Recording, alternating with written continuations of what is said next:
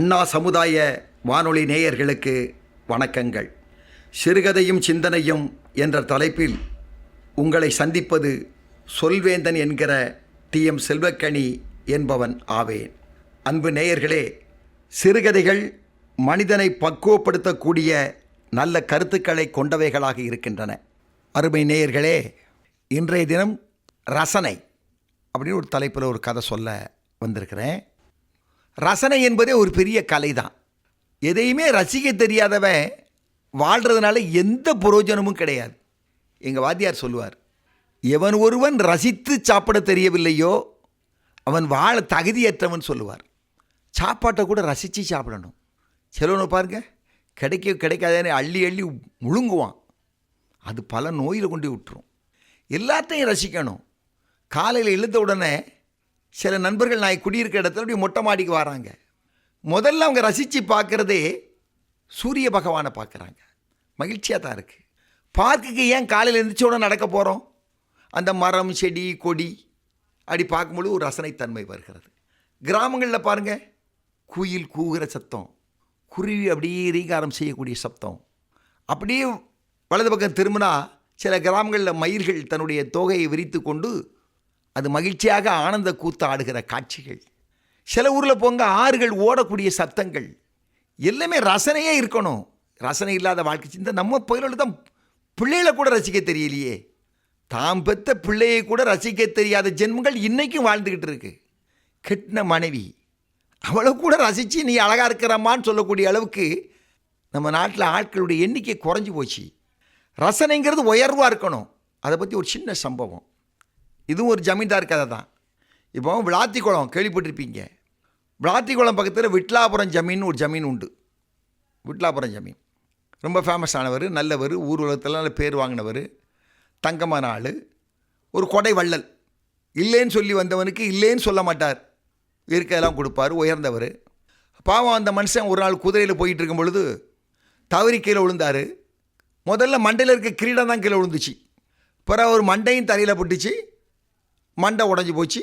மனுஷன் மாண்டு போனார். மண்டை உடஞ்சி மாண்டு போனதுனால அவருடைய மகன் பேரானந்தம்ங்கிறவர் ஜமீன்தார் ஆனார். மரியானந்தம் அப்பா நல்லவர், தங்கமான ஆள், கெட்டிக்காரு, ரொம்ப யோக்கியராக பேர் வாங்கினவர். ஆனால் மகன் பேரானந்தம் பெரிய பேர்லாம் வாங்கலை. ஒரு 18 கிராமம் இந்த ஜமீனுக்கு சொந்தமானது. இந்த 18 கிராம மக்களையும் பாதுகாக்கக்கூடியது இவருடைய கடமை. அப்போ இந்த ஜமீன் என்ன பண்ணாருன்னா, இந்த ஜமீனை பாடுறதுக்காக ஒருத்தன் வந்தான், ஒரு புலவன். இவர் பாட சொன்னார்.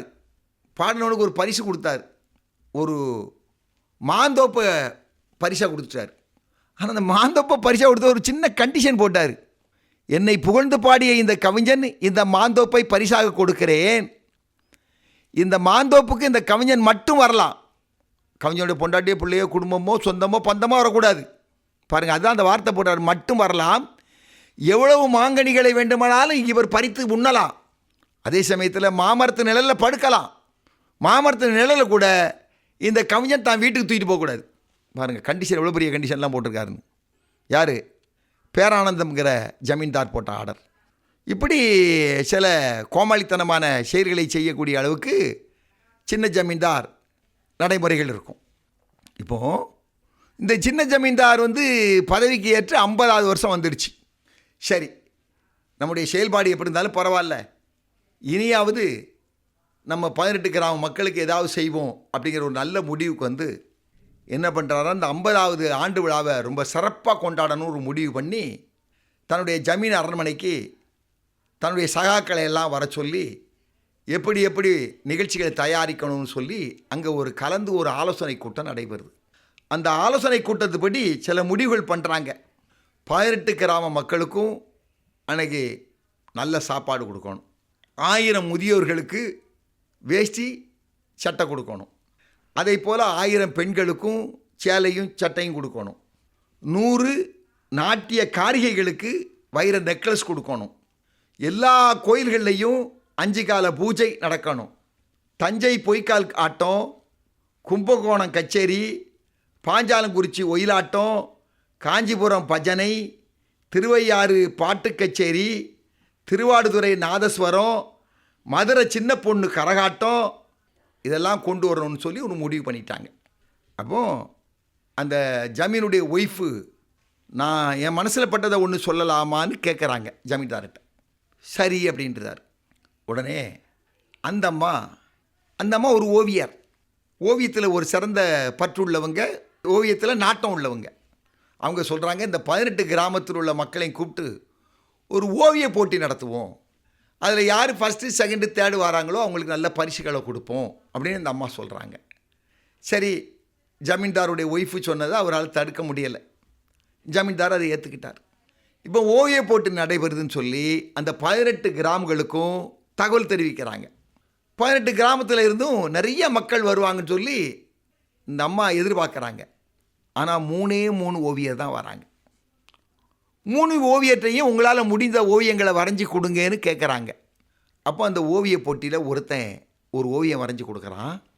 அந்த ஓவியம் எப்படி இருக்குன்னா, ஃபுல்லாக முழுவதும் ஒரு பெரிய தட்டு தாம்பூலம், அதில் முழுவதும் மலர்கள், பல வகைப்பட்ட மலர்கள் அதில் வரையப்பட்டிருக்கு.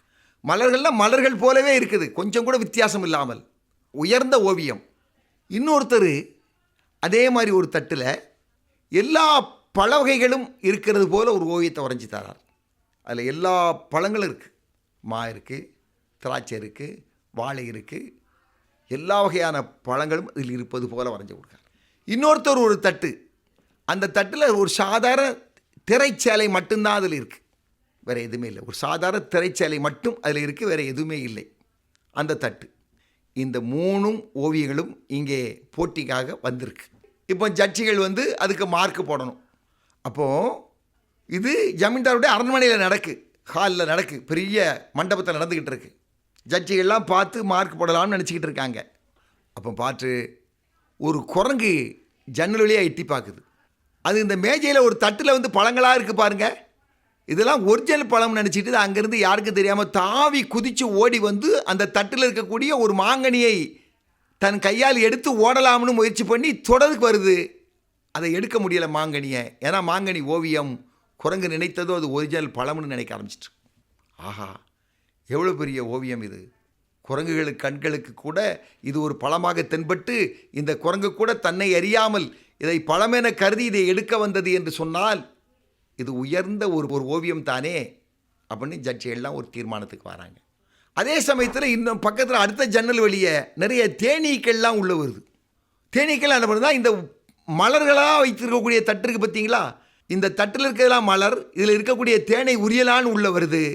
அதுவும் உட்கார்ந்து பார்த்து இதெல்லாம் உண்மையான மலர்கள் இல்லை என தெரிந்து அவைகளும் ஏமாற்றத்தோடு வெளியில் போகுது. இப்போ இன்னும் இதையும் ஆச்சரியத்தோடு பார்க்குறாங்க. பாருங்கள், தேனீக்கள்லாம் ஓடி வந்து இதை பார்க்குதே, பூன்னு நினச்சி கொண்டு ஏமாந்து கொண்டு ஓடுகிறதே என்று பார்த்து ஆச்சரியத்தோடு இருக்கிறாங்க. இப்போ 3வது இன்னொரு தட்டு இருக்குது, அது ஒரு சாதாரண திரைச்சேலை தான் இதில் இருக்குது. இப்போது இதை வந்து யாரும் பார்க்கல. ஆனால் அந்த இருக்கக்கூடிய அந்த ஜமீனாருடைய ஒய்ஃப் மட்டும் நினைக்கிறாங்க, இந்த 2ஐயும் இது தேடி வந்தது, பட் இந்த திரைச்சேலை போட்டு இது மூடி இருக்கே, இது உள்ளே என்ன இருக்கிறது என்பதை பார்க்க வேண்டும் என கருதி அது திறந்து பார்க்குறாங்க. அது உள்ளே ஒன்றுமே இல்லை. இப்போ யாருக்கு பரிசு கொடுப்பது? ஃபர்ஸ்ட் பரிசு எது, செகண்ட் எது, தேர்ட் எது? இதனுடைய ரசனை தன்மை எப்படி இருக்கிறது யோசிச்சு பாருங்க பார்ப்போம். அப்போ யாராலுமே கண்டுபிடிக்க முடியலை.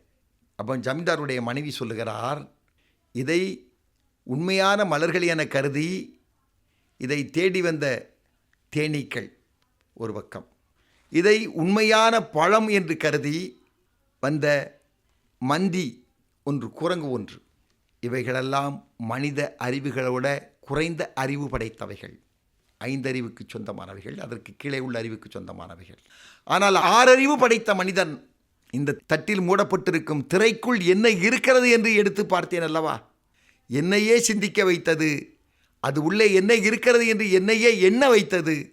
எனவே மனிதனையே சிந்திக்க வைக்கக்கூடிய இந்த ஓவியம் தான் உயர்ந்தது என்று அந்த அம்மையார் சொல்லுவார். அருமை நேயர்களே, எதற்கு இதை சொல்லுகிறேன் என்று சொன்னால், நாம் எதுவானாலும் அழகை ரசிப்பவர்களாக இருத்தல் வேண்டும். இயற்கை அழகு, நூல் அழகு, குழந்தைகளின் அழகு, உணவில் இருக்கக்கூடிய சுவை அழகு, எல்லா அழகுகளையும் ரசனைகளையும் ரசிக்கக்கூடிய அளவிற்கு நம் மனம் பக்குவப்படுமே ஆனால் நமக்கு எந்த கவலைகளும் உள்ளத்தை ஆட்கொள்ளாது என கூறி விடைபெறுகிறேன். நல்லதோர் சிறுகதையோடு மீண்டும் சந்திப்போம் நேயர்களே. நன்றி, வணக்கம்.